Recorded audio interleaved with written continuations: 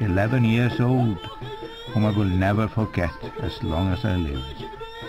Then he said with great sadness, "Father, they can do with my body as they will, but my soul is forever the Lord's." After the Icelanders had been sold into slavery, Pastor Ailson was summoned before the city's authorities. He was instructed to make haste with the news to his king, Christian IV of Denmark and Iceland, and request that the monarch pay a ransom for the release of his subjects. With much pleading, he was allowed to bid farewell to his wife and 2 young children, before meeting with the city's rulers, who would grant him a letter of safe passage. He was then put on board a ship bound for Italy. After weathering stormy seas, they finally reached Livorno. Pastor Ailson, who had been a chained captive of both Turks and Moors, was no sooner a free man in this Christian city than he witnessed the very image of his own previous fate: shackled slaves. The irony, however, was that these were Moorish slaves taken prisoner by Christians. They were not of flesh and blood, but of bronze, newly placed on a pedestal when they caught the pastor's gaze. And there they are to this very day, strikingly real. No doubt they left a deep impression on Pastor Ailson.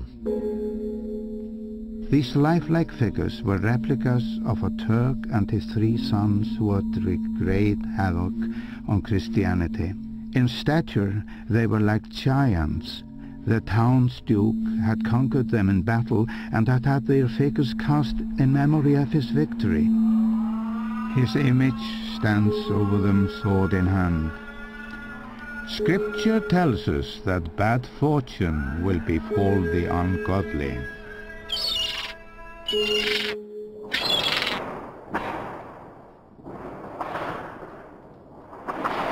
Traveling through a turbulent Europe ravaged by war and plunder, Pastor Ailson finally reached his destination, the capital of his kingdom.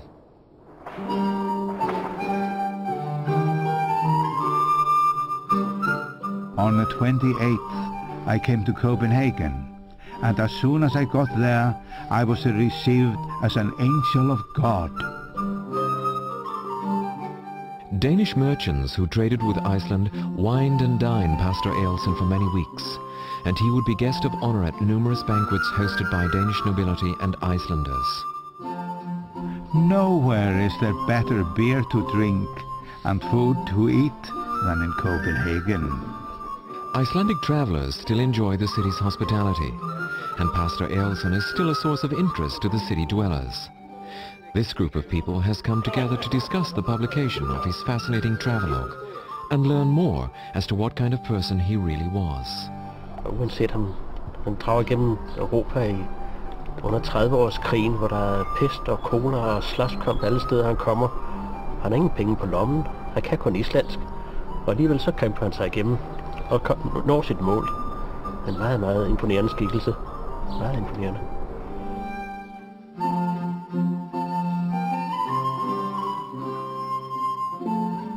On the 8th of April, I got the opportunity to see His Most Gracious Majesty, the noble-born King Christian of Denmark and Norway, the 4th of that name.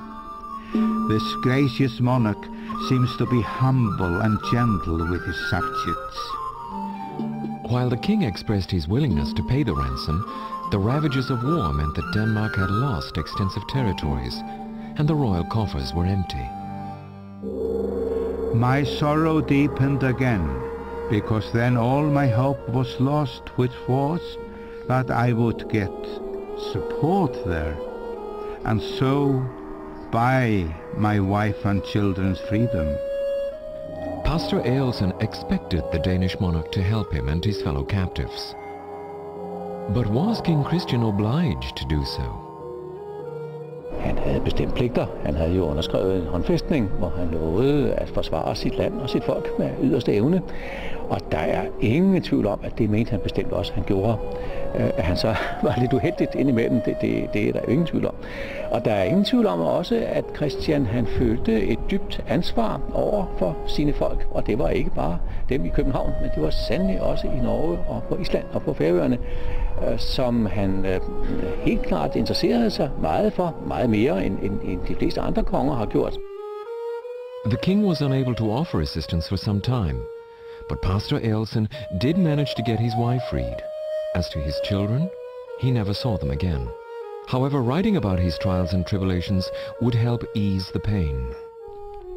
Oh, that I might comfort and strengthen my people with my words. But whether I speak or not, the pain in my heart remains. Whatever may unfold, we are the Lord's.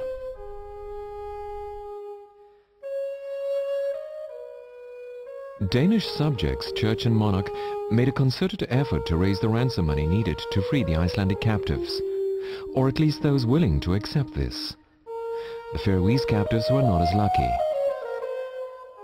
When the same monarch requested them to donate ransom money, Faroese officials responded that they lacked the means to do so because of poor catches and hard times. Nothing more was heard of the captured Faroese. The captives from Baltimore had even less hope. The English Admiralty would pay no ransom, no redemption money. They had set in stone no redemption. So the 100 people from Baltimore were left to their own devices.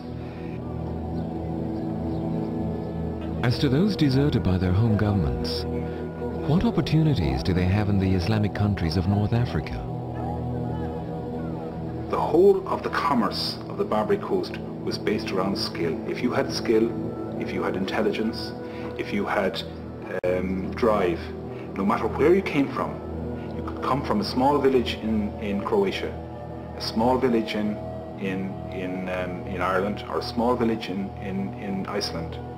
But if you had the drive and the vision, you could make it in a society that was open to change, as long as you accepted Islam.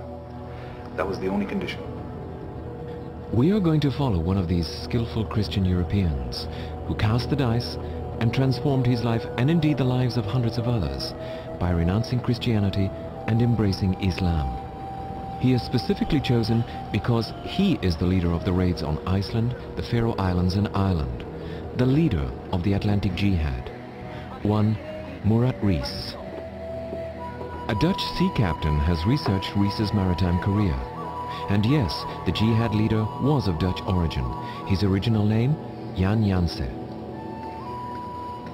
Maar als je hier om je heen kijkt naar 17e eeuwse huizen, veel water, en als u achter me kijkt ook nog de zee, dan kun je zich voorstellen dat Jan Janse in een omgeving zoals dit is grootgebracht en dat hij als kleine jongen en misschien zelfs als jonge man in dit soort omgevingen zijn eerste levensjaren sleet voordat hij naar zee ging. Our hero Jan Janse went to sea, where he is captured by Algerian pirates off Lanzarote in the Canaries.